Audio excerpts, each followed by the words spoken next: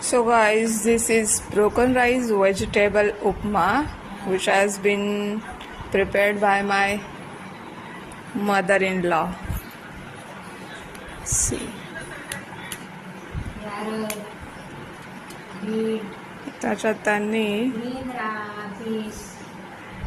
Green peas घातलेत, sweetcorn घातलंय, परत हे गाजर घातलंय, ओनियन, मिरची घातली आहे, ग्रीन चिली, सॉल्ट, असं सगळं आणि टर्मेरिक पावडर. हे आमच्या दोघांसाठी.